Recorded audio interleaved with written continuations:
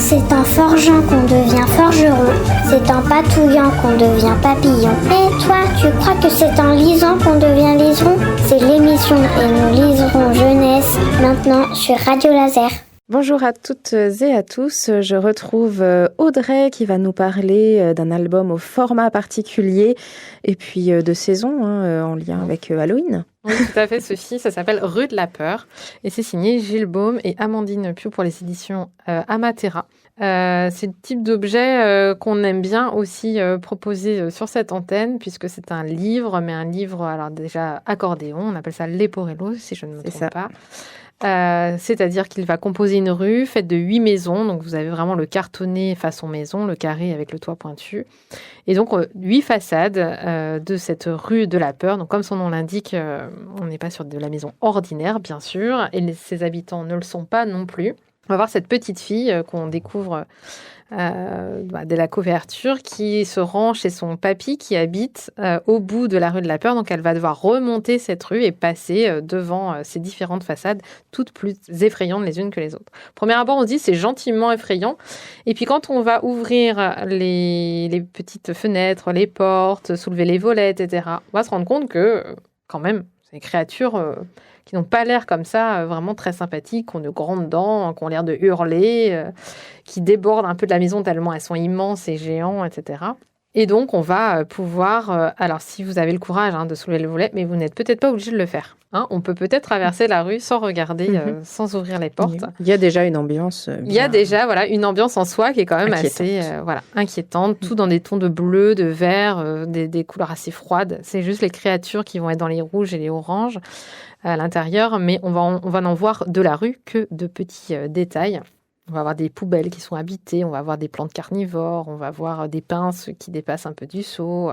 Et donc, elle va se promener comme ça de maison en maison, découvrir la maison de pierre, la maison de brume. Le texte est à l'intérieur de la porte, donc il faut quand même soulever la porte pour lire le texte, en tout cas le découvrir. Et puis, on voit cette petite fille qui s'approche. Alors, des fois, s'approche un peu audacieuse et puis des fois s'enfuit en courant parce qu'elle a quand même très très peur. Donc, la maison de brume, la maison complètement murée. On a aussi une maison complètement murée. Donc là, il va falloir pareil, ouvrir, aller un petit peu derrière le mur pour voir. Alors, on a un caleçon-cœur quand même. On a une créature, mais qui a bon goût, qui a un style vestimentaire plutôt rassurant. On va dire ça comme ça.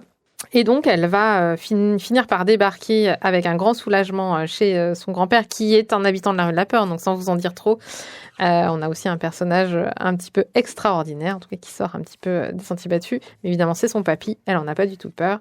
Et elle lui saute dans les bras en lui disant « Mais dis donc, dans ta rue, c'est vraiment effrayant de traverser ton trottoir. » Et elle nous explique que son papy, lui, il a peur de rien, ni de personne, et qu'il suffit de regarder ce qui se cache derrière les façades pour s'en rassurer. Et donc, ils vont partir à la rencontre des habitants de la maison. Il va lui montrer que ces créatures qui semblent effrayantes, parce qu'on en a juste eu un petit aperçu un peu terrible depuis la fenêtre ou depuis la porte, sont finalement des gens à peu près comme tout le monde et qui sont finalement hyper sympathiques et qu'il n'y a rien à craindre dans cette rue de la peur. Donc, vous pouvez déployer sur une table ou sur une étagère dans une bibliothèque l'ensemble du livre.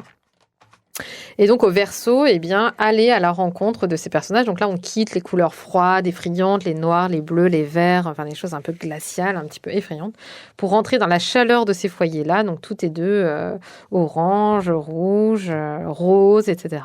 Et donc, vous allez faire la rencontre d'un Yéti qui, finalement, n'a qu'une passion dans la vie, c'est de s'occuper de son potager, de fantômes qui sont en train d'organiser un défilé pour la collection automne-hiver chic et osé. Un minotaure qui montrait ses dents depuis l'extérieur, qui finalement a retourné la maison pour simplement chercher ses lunettes qui étaient posées sur son nez.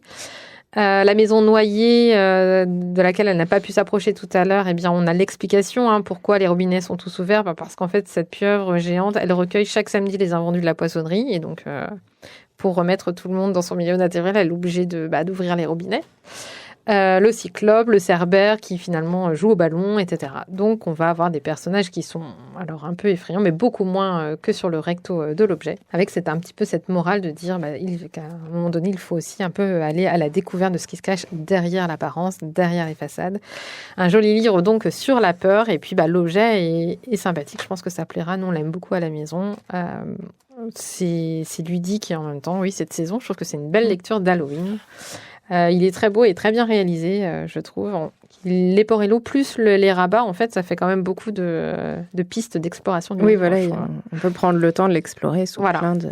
Il y a plein de détails sur les façades. Vous plein pouvez de facettes, prendre ce temps-là. Je le trouvais quand même assez original sur la thématique de la peur. Ça s'appelle Rue de la peur, Gilles Baume et Amandine Pion pour les éditions Amatera. Merci Audrey pour cette lecture de fin octobre. Ben oui, une lecture qui fait gentiment peur.